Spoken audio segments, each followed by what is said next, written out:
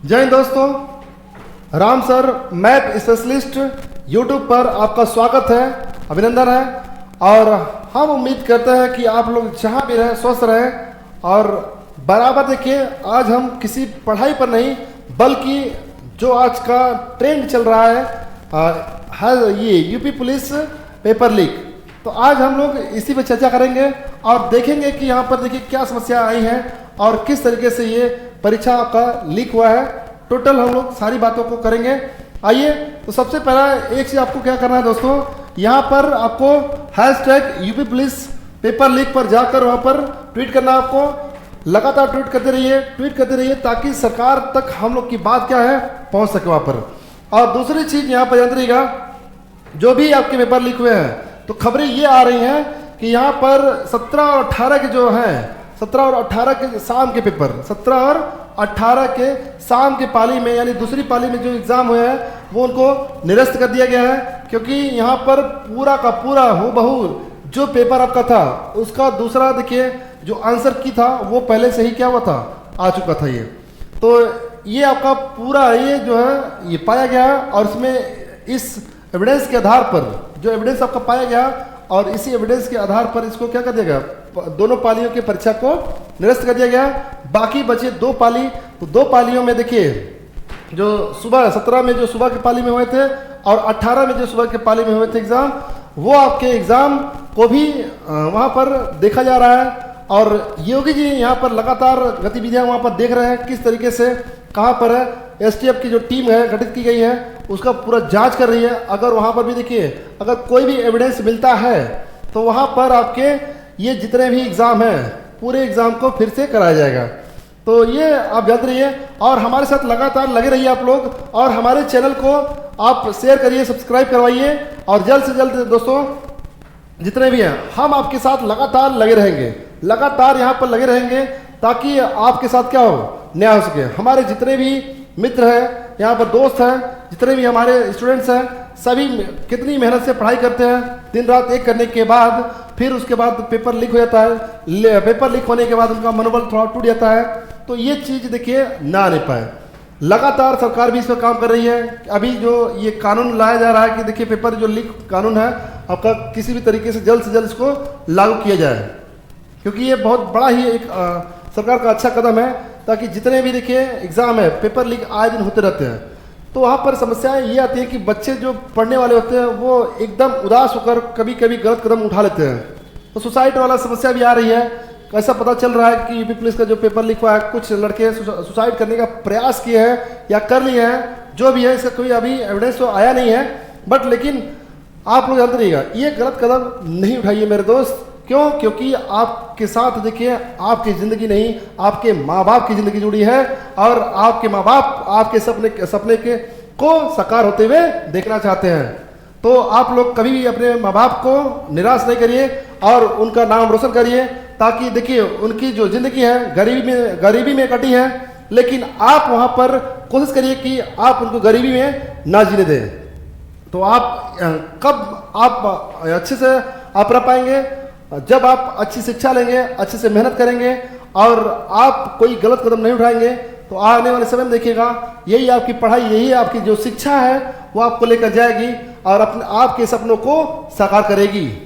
और बराबर हम लोग देखिए पेपर लीक पर लगातार ट्वीट कर रहे हैं और सभी स्टूडेंट्स जितने भी हमारे स्टूडेंट्स हैं सभी लोग यहाँ पर जुड़िए हमारे साथ। जुड़ने के साथ साथ सभी लोग वहाँ पर जाकर यूपी पुलिस ये हैशटैग यूपी पुलिस पर ट्वीट करिए, hashtag UP police paper leak पर ट्वीट करिए। और ट्वीट करने के बाद सभी को बताइए, शेयर करवाइए ताकि ज़्यादा से ज़्यादा लोग हमारे क्या हो ये अधिक से अधिक संख्या में भाग ले सके। जब जनता ही देखिए भाग लेगी तभी बातों को सुना जाएगा, नहीं तो वहाँ पर देखिए 1-2 लोग को कहने से कुछ होता नहीं है। क्योंकि देखिए सरकार जो है दोस्तों जनता से ही बनी है और जनता में इतनी पावर होती है कि जब चाहे वो सरकार को गिरा सकती है और जब चाहे वो सरकार को बना सकती है। तो योगी जी देखिए योगी जी भी हम ही लोग के हैं, तो हमें उनके साथ रहना होगा और किसी भी तरीके का आंदोलन नहीं करना है। आंदोलन करना है तो शांतिपूर्वक कि सरकार को किसी भी तरीके का समस्या ना ले पाए, ये चीज़ याद रहेगा। अगर सरकार को समस्या आई तो समझ लीजिए कि आपका आंदोलन यानी कि उग्र हो रहा है।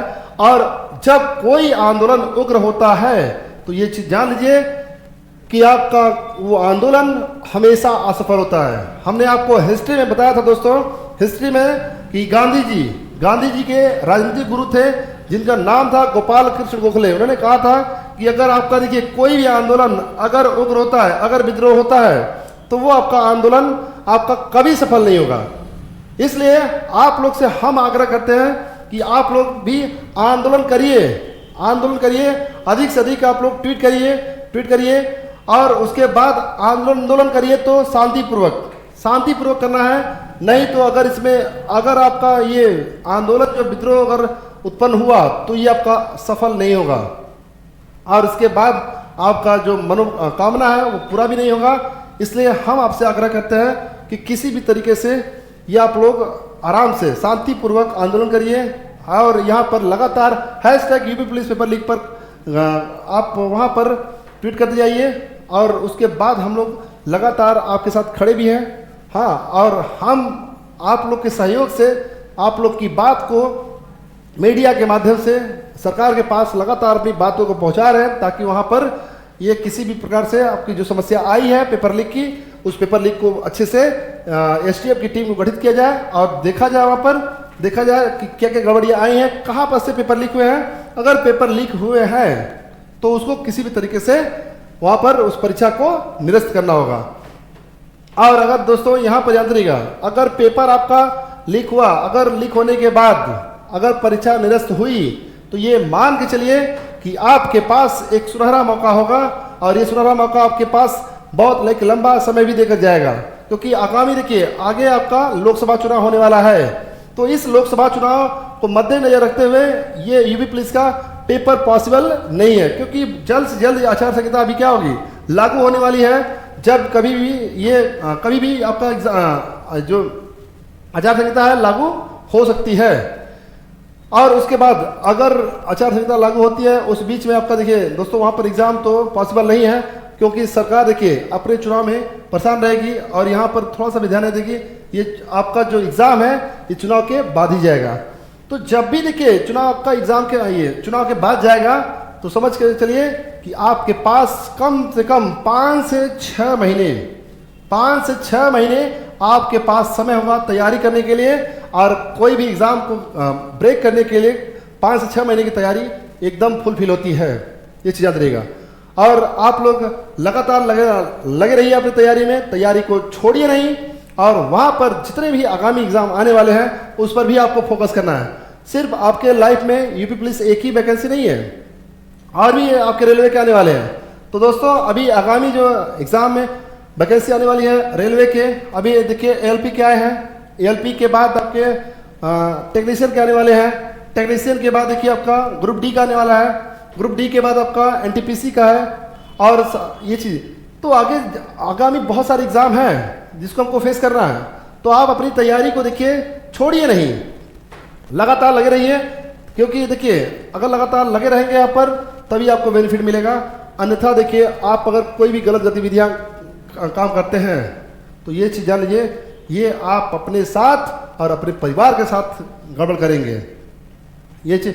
तो वहाँ पर आप लोग को करना क्या है, सीधे सीधे शांतिपूर्वक आपको क्या करना है, आंदोलन करना है। कैसे आंदोलन करना है, जहाँ भी आंदोलन करना होगा आप लोग शांतिपूर्वक करिएगा, उसमें किसी भी प्रकार का देखिए उग्र नहीं होना है और ना ही सरकार को किसी भी तरीके से परेशान करना है।